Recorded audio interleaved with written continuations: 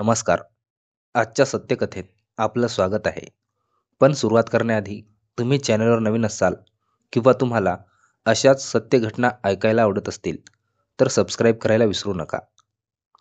काही महिलांची उतरती चालू झाली की तिला तरुण जोडीदार हवा असतो आणि त्यात जर एखादी विधवा महिला असेल तर मग काय बोलावं. तुमच्याकडे पैसा असेल तर तुम्हालाही कोणत्याही गोष्टीची कमतरता भासत नाही. पैशाच्या जोरावर तुम्ही समोरील व्यक्तीचा कसाही वापर करून घेऊ शकता.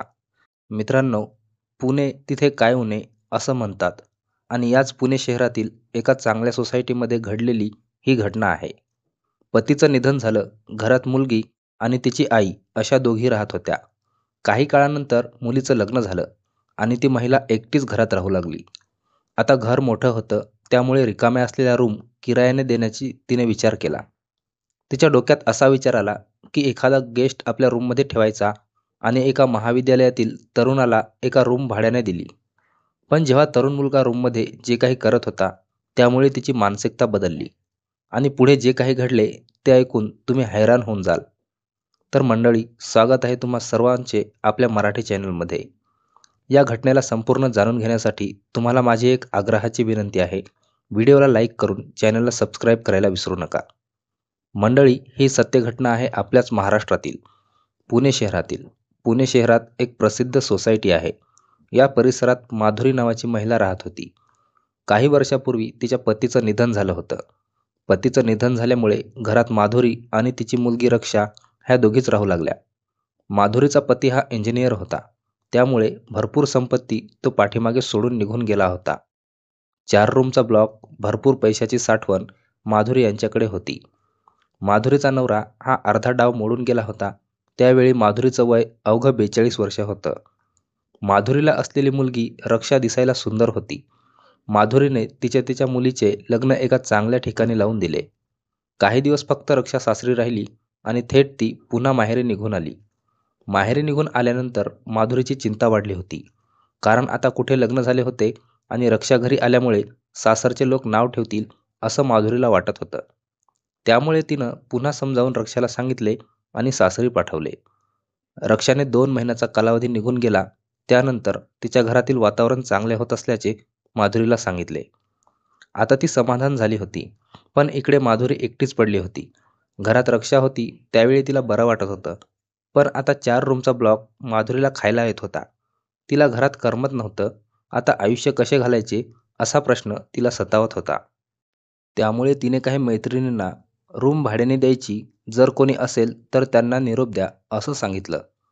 काही दिवस निघून गेल्यानंतर एक ग्रामीण भागातील विद्यार्थी माधुरीच्या घरी राहायला आला आणि घराची बेल वाजवली. त्यावेळी माधुरीने दरवाजा उघडला. दरवाजामध्ये उभा असलेला तरुण अतिशय सुंदर आणि तारुण्याने भरलेला तिला दिसला. ती त्याला बघताच मन हरवून गेली आणि मनोमन त्याच्यासोबत प्रणय क्रीडा करत असल्याच्या स्वप्नात ती पोहोचली. पण काही क्षणात ती खडबडून जागी झाली आणि कोण पाहिजे तुला असे त्या तरुण मुलाला विचारले. त्या तरुणाने माधुरीला विचारले, तुमच्याकडे रूम आहे असं मला कळलं, त्यामुळे मी इथे आलो आहे. तेव्हा त्याने असे सांगितले. त्यावेळी माधुरीने त्याला आतमध्ये घेतले. समोर असलेला सोफा त्यावर त्या तरुणाला बसवले. माधुरीने त्याला प्यायला पाणी दिले आणि नाव विचारले. तेव्हा तरुणाने शशिकांत नाव असं सांगितलं. महाविद्यालयातील विद्यार्थी आहे असे त्याने सांगितले. त्यानुसार माधुरीने सांगितले की तुला माझ्या घरात ठेवते, पण घरात मी एकटीच असते, त्यामुळे घरात इतर कोणालाही घेऊन यायचं नाही. किराया तुला वेळच्या वेळी द्यावा लागेल. तेव्हा 2-3 दिवसानंतर शशिकांत रूममध्ये राहायला आला. आता 4 रूमचा ब्लॉकमध्ये माधुरी आणि शशिकांत दोघेच राहत होते, त्यामुळे माधुरीला आधार झाला होता. 3-4 दिवसाचा कालावधी निघून गेल्यानंतर संध्याकाळच्या सुमारास शशिकांत हा रूममध्ये अर्धवट कपडे घालून बसला होता आणि तो मोबाईलमध्ये पाहून शरीराची हालचाल करत होता. दरवाजा बंद होता, पण माधुरी त्याला खिडकीतून पाहत होती. त्याच्या अंगावर जास्त कपडे नसल्याने पहिले त्याच वेळी माधुरीच्या मनात घालमेल सुरू झाली. तरुण असलेला शशिकांत त्याचे उघडे शरीर पाहून माधुरी बेडरूममध्ये गेली. माधुरी बेडरूममध्ये जाऊन झोपली असली तरी तिच्या मनात नवऱ्याच्या आठवणी ताज्या झाल्या होत्या. अनेक वर्षापासून नवऱ्याच्या सुखापासून लांब गेलेली माधुरी आज अस्वस्थ झाली होती. त्यामुळे माधुरी जेव्हा दुसऱ्या दिवशी झोपेतून उठली त्यावेळी ती थेट शशिकांतच्या रूमकडे गेली. पण शशिकांत हा सकाळीच बाहेर पडला होता. दिवसभर माधुरी बेचैन होती. तिच्यामध्ये शरीर संबंधाची भावना जागृत झाली होती.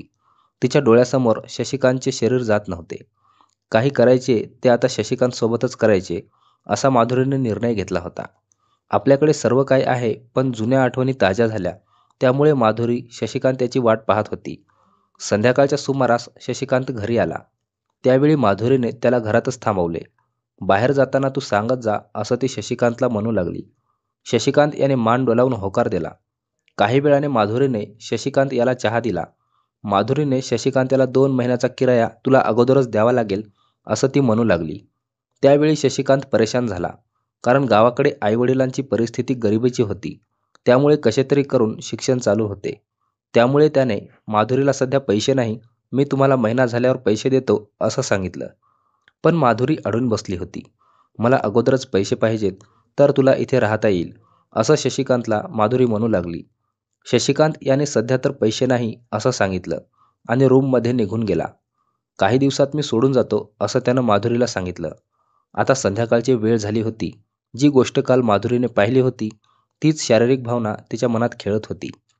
तिला 2 महिन्याचा किराया नव्हे तर शशिकांत बरोबर कार्यक्रम करायचा होता. त्यामुळे ती शशिकांत याला अडवू पाहत होती. शशिकांत रूममध्ये कपडे घालत असताना माधुरीने शशिकांतला, माझे एक काम करशील का? जर तुने हे काम केलं तर तुला मला किराया द्यायची काही आवश्यकता नाही. त्यावेळी शशिकांत हैराण झाला. सांगा, मी तुमचे काय काम करू शकतो, पण मला घरच्या बाहेर काढू नका. घरची परिस्थिती गरीब आहे, त्यामुळे मी कसेतरी शिक्षण घेत आहे आणि माझे शिक्षण पूर्ण करत आहे असं तो माधुरीला म्हणत होता. माधुरीने थेट शशिकांतला, तू जे काल काही करत होता ते मी पाहिले आहे. मोबाईलमध्ये पाहून तू उघड्याने काय करत होता तेच मला तुझ्याबरोबर करायचे आहे. माधुरीचे हे शब्द ऐकून शशिकांतच्या कानावर हे पडताच त्याला घामच फुटला, कारण शशिकांतच्या पायाखालची वाळू सरकली होती. तो जमिनीवरच बसला. हे तुम्ही काय बोलताय असं माधुरीला म्हणू लागला. पण माधुरी मूडमध्ये होती, त्यामुळे ती सुद्धा त्याच्याबरोबर खाली बसली. माधुरी त्याच्यासोबत खेळायला लागली. आता शशिकांतला देखील वाटले की जे सुख मोबाईलमध्ये भेटत होते तेच सुख आता प्रत्यक्ष भेटत आहे. त्यामुळे तोही तयार झाला. काही वेळाने दोघांनी शरीर संबंध केले. गेल्या अनेक वर्षापासून असा आनंद माधुरीने घेतला नव्हता, पण आज शशिकांत याच्याकडून घेतला होता. घरात कोणी नव्हते, त्यामुळे माधुरीला कशाचीच भीती नव्हती. शशिकांत हा शिक्षण घेत होता, त्यामुळे त्याचे मन आता दुसरीकडे वळले गेले. माधुरी आता शशिकांत घरी आला की त्याच्याशी रोज खेळू लागली. पती गेल्यापासून ती शरीर सुखापासून वंचित झाली होती, पण माधुरीला आता शशिकांतकडून नवऱ्यासारखे सुख मिळू लागले. 3-4 महिने दोघांनी भरपूर आनंद घेतला.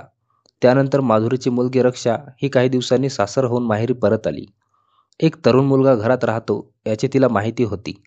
रक्षा घरी आली काही दिवस झाले, पण माधुरीला जी रोजच्या संबंधाची सवय लागली होती ते आता तिला राहवत नव्हते.